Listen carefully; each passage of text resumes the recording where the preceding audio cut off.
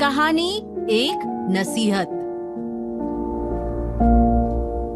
नमस्कार, radio money 9 पर आप सुन रहे हैं एक कहानी एक नसीहत। मेरा नाम है अमन गुप्ता। वित्त वर्ष 2022-23 के लिए आयकर रिटर्न यानी आईटीआर दाखिल करने की अंतिम तारीख 31 जुलाई करीब आ रही है और विशाल चाहते हैं कि उन्हें वेबसाइट या सर्वर डाउन जैसी किसी दिक्कत का सामना न करना पड़े, इसलिए वो समय से पहले ही अपना आयकर रिटर्न भर दें। रविवार को छुट्टी वाले दिन विशाल ने आईटीआर भरने के लिए अपने कंप्यूटर पर ई फाइलिंग पोर्टल www.incometax.gov.in पर लॉगिन किया। यहां उन्होंने अपने एम्प्लॉयर से मिले फॉर्म 16 का 26AS के साथ मिलान किया। इसमें सब कुछ सही था। इसके बाद उन्होंने अपना एनुअल इन्फॉर्मेशन स्टेटमेंट यानी वार्षिक सूचना विवरण चेक किया। एआईएस में पूरा विवरण था कि विशाल को बचत खाते पर कितना ब्याज मिला, किसी कंपनी के शेयरों में उन्हें कितना लाभांश यानी डिविडेंड मिला वगैरह। लेकिन इसमें उनके विदेशी शेयरों में किए गए निवेश की जानकारी नहीं थी। विशाल घबरा गए। उन्हें लगा कि कहीं आयकर विभाग इसके लिए उन्हें नोटिस तो नहीं भेज देगा। दरअसल किसी करदाता के पास अगर विदेशी निवेश है तो उसे ITR 2 या ITR 3 फॉर्म भरना होता है और इसमें विदेशी संपत्ति के शेड्यूल की टेबल A3 में इसका खुलासा करना होता है।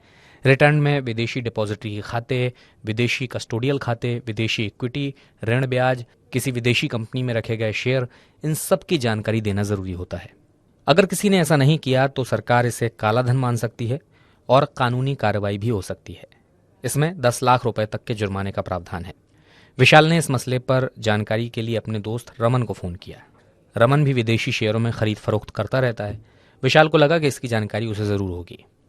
रमन ने विशाल को बताया कि ऐसा अक्सर होता है जब एआईएस में विदेशी शेयरों में की गई खरीद फरोख्त की जानकारी शामिल नहीं हो पाती।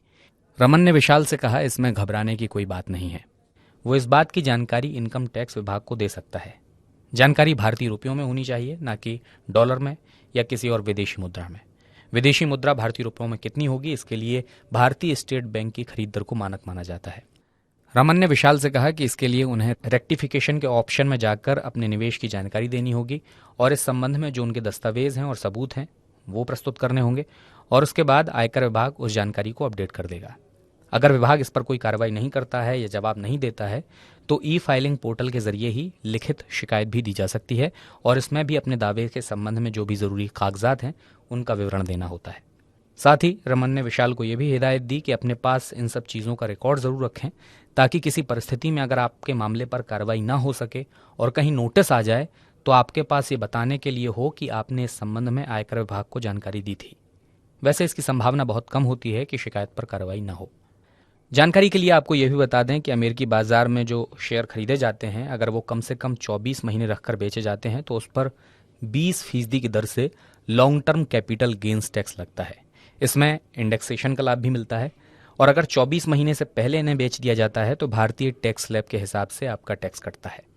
तो विशाल की तरह अगर आपने भी विदेश के शेयर बाजार में निवेश कर रखा है और यह जानकारी आपके एआईएस में नहीं दिख रही है तो आप घबराइए नहीं। आपको क्या करना है ये आपको पता है। फिलहाल एक कहानी एक नसीहत में बस इतना ही। मेरा नाम अमन गुप्ता है। बिजनेस और पर्सनल फाइनेंस से जुड़ी हर अपडेट के लिए आप रेडियो मनी 9 सुनते रहिए और डाउनलोड कर लीजिए मनी 9 का मोबाइल ऐप। चलता हूं, अपना ख्याल रखें। नमस्कार।